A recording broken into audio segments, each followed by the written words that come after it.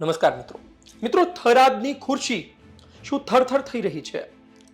ઉત્તર ગુજરાતના ખૂબ મોટા નેતા થરાદના ધારાસભ્ય સહકાર ક્ષેત્રમાં મોટું નામ શંકરભાઈ ચૌધરી અને તેની સામે જ પહેલી ચિંગારી શું સળગી ચૂકી છે? ઠાકર શિરબારી, તેમનું ડેરિંગ, તેમનો વિરોધ અને આ બધા વચ્ચે શું શંકરભાઈ ચૌધરીને નુકસાન થવા જઈ રહ્યું છે? થરાદ વિધાનસભા ફરી એક વખત ચર્ચામાં કેમ છે? વિસ્તારથી વાત કરું તો કિંજલબેન રબારીએ પ્રેમ લગ્ન કર્યા, વિવાદ સર્જાયો. એ પહેલા થરાદ વિધાનસભા જેટલી શાંત હતી એટલી શાંત આજની તારીખે નથી. આ પ્રેમ લગ્નના વિવાદે થરાદ વિધાનસભામાં ગરમાવો લાવી દીધો છે. અમે તમને થોડા દિવસો પહેલા વાત કરી હતી કે શંકરભાઈ ચૌધરી માટે એટલી મોટી પણ મુસીબત નથી, એટલી મોટી પણ મુશ્કેલી નહોતી, કારણ કે એવા કોઈ સમાચાર સામે આવતા નહોતા. ચૌધરી સમાજના લોકો એકજૂટ થાય તો આપણે એવું પણ સમજી શકીએ કે થરાદમાં શંકરભાઈ માટે સારા સમાચાર પણ છે, કારણ કે શંકરભાઈ અન્ય સમાજને પણ સાથે રાખે છે. આ વચ્ચે ચૌધરી સમાજ એકજૂટ થાય અને તેમની તરફ રહે તો ફાયદો તો છે. પરંતુ હવે થોડા સમીકરણ બદલાઈ રહ્યા છે. સમીકરણ એટલા માટે પણ બદલાઈ રહ્યા છે કારણ કે કેટલાય લોકો ત્યાંથી વિડીયો બનાવીને સીધી વાત કરી રહ્યા છે અને 25 તારીખે આવેદનપત્ર આપવા પણ જઈ રહ્યા છે કલેક્ટરને. શું દલીલ છે, શું વાત છે, આ બધું આપણે સમજવું છે. પરંતુ એ પહેલા તમે સાંભળો કે હજુ હમણાં એમણે નામ લીધા વગર શું કહ્યું, સમાજમાં કયા નેતાઓ ભાગલા પડવી રહ્યા છે, સરકારનું કહેવામાં આવે છે પરંતુ સરકારમાં થરાદમાં કોણ છે, આ બધું તમે સમજો. ત્યારબાદ હું વિસ્તારથી કહું. નમસ્કાર મિત્રો, જય અર્બુદા, જય શ્રી રામ. હવે આપણે ફરી આ વિડીયો બનાવવાની જરૂર એટલા માટે પડી છે કે સરકારમાં અમુક માણસોને ગમતું નથી કે આપણા સમાજના યુવાનો ભેગા થાય અને સરકાર સમક્ષ ન્યાયની માગણી કરે. એટલા માટે એ લોકોએ હવે ભાગલા પાડો અને રાજ કરોની નીતિ અપનાવી છે. કેમ કે એમણે જોયું કે સમાજના યુવાનો સાચા છે અને સમાજના યુવાનો આવેદનપત્ર આપવા મોગે છે. તો એમણે ગઈકાલ સાંજથી શું ચાલુ કર્યું છે કે વોટ્સઅપ ગ્રુપોમાં ગમે ત્યાં ફેલાવવા લાગ્યા છે કે આ જે આવેદનપત્રવાળી પોસ્ટ છે એ ખોટી છે, તો કોઈએ જવાનું નથી. તો આપણે પહેલા વિડીયોમાં બુધવારનો ટાઈમ આપેલો અને જે આવેદનપત્રવાળી પોસ્ટ છે એ પણ મેં જ બનાવેલી છે અને 25 તારીખે બુધવારે પરમ દિવસે આપણે આવેદનપત્ર આપવા સવારે 10 વાગ્યે કલેક્ટર કચેરી થરાદ રેફરલની બાજુમાં બહોળી સંખ્યામાં જવાનું છે. બીજી વાત કે આપણે પહેલા વિડીયોમાં કોઈ બી માણસનો વિરોધ કર્યો નથી, આપણે નથી કોઈનું નામ લીધું. આપણે ફક્ત સરકારની જે ખોટી નીતિ હતી, પોલીસની જે એક તરફી કામગીરી હતી એના તરફ સવાલો ઉઠાવ્યા. તેમ છતાં તમે એટલી વાત સમજી શકશો કે આપણે ફક્ત આવેદનપત્ર આપવા જવાની વાત કરી તો આ સરકારને ક્યાંક ને ક્યાંક પેટમાં દુખ્યું અને એ લોકોએ આપણામાં ભાગલા પડે, ઘણા બધા મિત્રો હાજર ના રહે એ માટે કરીને આવા મેસેજો વાયરલ કરેલા છે દરેક ગ્રુપમાં. અને જેમાં ઘણા બધા અમુક રાજનીતિક ફાયદા માટે આપણા સમાજના લોકો સંડોવાયેલા છે.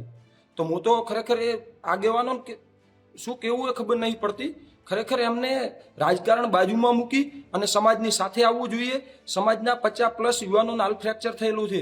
કયા આગેવાનો કોની ત્યાં સમાચાર લેવા ગયા એ મને બતાવો ખાલી. અને ખરેખર અલ્પેશજી ઠાકોર જોડેથી તમારે શીખવું જોઈએ કે એ ગઈકાલની ઘટના કદાચ તમને યાદ હશે.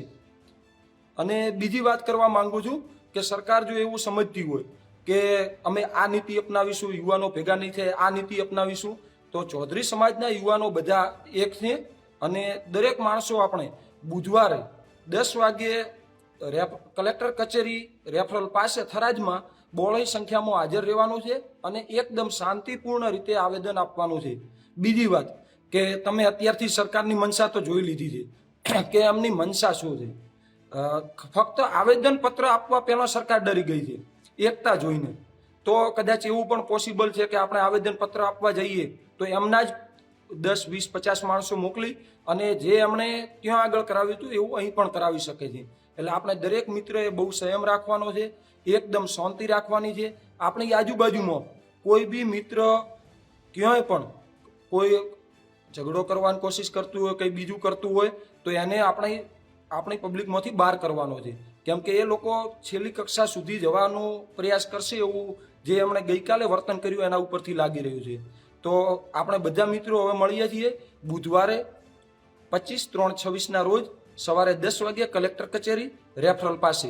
આપણે સાંભળ્યું શું કહેવામાં આવ્યું છે, નામ લીધા વગર ઘણું કહેવામાં આવ્યું છે. જે વાત કરી રહ્યા હતા એ વાત આવેદનપત્ર આપવાની છે. જે ઊન ગામે ઘર્ષણ થયું અને તેમાં જે ફરિયાદો દાખલ કરવામાં આવી છે તેમાં ખોટો લાઠીચાર્જ કરવામાં આવ્યો, નિર્દોષોને માર મારવામાં આવ્યો અને અન્ય લોકોએ પણ હુમલો કર્યો છે. તેમના સામે કાર્યવાહી કેમ નહીં? ભડકાઉ ભાષણ અન્યએ પણ આપ્યા છે, તેમના સામે કેમ કાર્યવાહી નહીં? આ વાત સાથે આવેદનપત્ર આપવાનું નક્કી કરવામાં આવ્યું છે. હવે આવેદનપત્ર આપવા માટે લોકો ન પહોંચે, મોટી માત્રામાં લોકો ભેગા ન થાય તે માટે એવી પણ વાતો વહેતી કરવામાં આવી કે આ ખોટી વાત છે, આવો કોઈ કાર્યક્રમ નથી. પણ તેમણે કહ્યું કે ભાગલા પાડો રાજનીતિ કરવાની વાત છે, સમાજના કેટલા લોકો જોડાયેલા છે તેવું પણ કહ્યું. એટલે કે આડકતરો ઈશારો કરવામાં આવ્યો. હવે તમે સમજો કે આ સમગ્ર પ્રકરણ હવે થરાદમાં છે. થરાદના કલેક્ટરને આવેદનપત્ર આપવાની વાત છે અને થરાદના ધારાસભ્ય કોણ છે? શંકરભાઈ ચૌધરી. હવે આવેદનપત્ર કોણ આપી રહ્યા છે? ચૌધરી સમાજના જ યુવાનો. એટલે સીધી વાત છે કે જે સમાજના જોરે અને જે સમાજને જોતા તમને ત્યાં ટિકિટ આપવામાં આવી, તમે ત્યાંથી જીતીને આવ્યા, એ જ સમાજનો એક વર્ગ તમારી સામે થઈ જાય તો બેશક કદાચ તમને ખબર હોય કે ભાઈ એ વર્ગ તો આમ પણ આપણી સાથે નથી અને ભલે ને અત્યારે વિરોધ કરીએ તો ભૂતકાળમાં વિરોધ કરતો હતો એવું ઘણા માને અને ઘણી વખત એવા સમીકરણ પણ બનતા હોય છે, પરંતુ નુકસાન તો થાય. અને એક નાનો વર્ગ જો મોટો બની જાય તો પછી તમારે જીતવું પણ મુશ્કેલ પડે. આ જ કારણોસર અમે કહી રહ્યા છીએ કે થરાદની ખુરશી થરથર. અને આ પહેલી ચિંગારી. આમ તો તમે જુઓ કે બનાસ ડેરી સામે આંદોલન ચાલતા હોય, ભૂતકાળમાં ઘણી બાબતોને લઈ શંકરભાઈ નકુચામાં આવ્યો, આ બધી વાતો તો ખરી, પરંતુ આ પ્રેમ પ્રકરણ વિવાદમાં પહેલી વખત થરાદમાં આવેદનપત્ર આપવા જઈ રહ્યા છે યુવાનો. એટલા માટે આ પહેલી ચિંગારી ગણી શકાય. અત્યારે તમે સમજો કે બધું નામ વગર આવી રહ્યું છે, આવનારા દિવસમાં નામ સાથે પણ આ યુવાનો બોલી શકે છે. અને સૌથી અગત્યની વાત કે જે યુવાનો કહી રહ્યા છે, જે કહેવાનું છે એમનો કે ભાઈ અમે ત્યાં પહોંચ્યા, આ પહેલા પણ એક વિડીયોમાં તેમણે એવું કહ્યું હતું કે ત્યાં પહેલા તો કોઈને જવા દેવામાં નહોતા આવતા. તમે રૂણ ગામથી ઊન ગામે જાઓ, તમે ભાભરથી ઓગણના ઊન ગામે જાઓ, એ દિવસે સંમેલનના દિવસે તે તો પહેલી વાત તો એ કે તમારો નિર્ણય ખોટો છે, તમારે વાત કરવા જવું હોય તો બીજા દિવસે જવું હતું, પણ ખેર ગયા તો પહેલા પોલીસે રોક્યા અને ત્યારબાદ પોલીસે અમુક લોકોને જવા દીધા. એમના પર હુમલો થયો અને ત્યારબાદ ટોળું ઉશ્કેરાયું, તે પણ ગયા અને ત્યારબાદ ઘર્ષણ થયું. વાત એ છે કે અન્યને કેમ જવા દેવામાં આવ્યા અને તેમના પર હુમલો થયો, અન્ય ટોળું ત્યાં પહોંચી ગયું તો પછી સામે પણ શું કરવામાં આવ્યું? એવી દલીલ પણ કરવામાં આવે છે કે હુમલો એમના દ્વારા પહેલા કરવામાં આવ્યો, એટલે કે ઊન ગામના લોકો દ્વારા. હવે આ તો તપાસનો વિષય છે, પુરાવા સાથે વાત કરીએ તો આપણને વધુ ખબર પડે, પણ ખેર આવા આરોપ પણ લગાડવામાં આવ્યા છે. એટલે કે પોલીસ તપાસ કરે ને પોલીસ કાવતરામાં એક ભાગ નથી બની ગઈ ને તે પણ ચેક કરવાની વાત અત્યારે ચાલી રહી છે. ખેર શંકરભાઈ ચૌધરીનું બધું બરોબર ચાલી રહ્યું હતું, એવો કોઈ ચહેરો થરાદમાં છે નહીં અને એક બે ચહેરાઓ છે, પરંતુ જીતી શકે કે નહીં એ પણ મોટી વાત છે. આ વચ્ચે ચૌધરી સમાજના ઘણા લોકો પર ફરિયાદ દાખલ થઈ છે અને જુઓ તમે આજની તારીખે પણ અમે તો એ વાત પર મક્કમ જ છીએ, જો કોઈ ખોટું કરે, બંધારણની બહાર જાય, બે લોકોએ પ્રેમ લગ્ન કર્યા હોય અને તેઓ એકબીજા સાથે રહેવા ઈચ્છે છે, તમે પરાણે દૂર કરો છો અને તેમને મુશ્કેલી આવતી હોય ને તો તમારા પર કાયદેસર કાર્યવાહી થવી જોઈએ. અને ભાભરના રૂણી ગામે જે સંમેલનમાં ભડકાઉ ભાષણ કરવામાં આવ્યા તેમાં પણ કાર્યવાહી થવી જ જોઈએ. કોઈને તમે જુદા પડવાનું વિચારી કઈ રીતે શકો?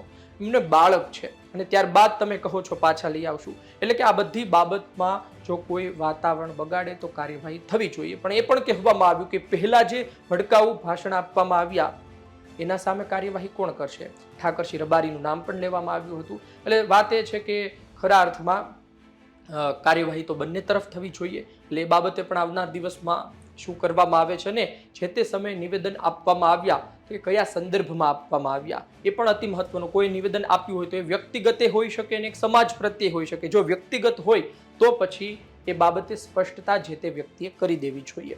તો આ બધી બાબતો છે. શંકરભાઈ ચૌધરી આવનાર સમયમાં શું કરે છે જોવું રહ્યું. થોડા સમય પહેલા સુધી શાંતિ હતી, પરંતુ જો આ મામલો વધે છે અને આ વર્ગ વધે છે, ટોળું મોટું થાય છે, વિરોધમાં જોડાનારની સંખ્યા વધે છે, તો બેશક થરાદ વિધાનસભામાં શંકરભાઈ ચૌધરી માટે મુશ્કેલી છે.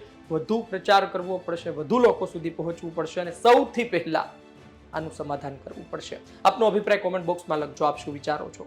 ધન્યવાદ.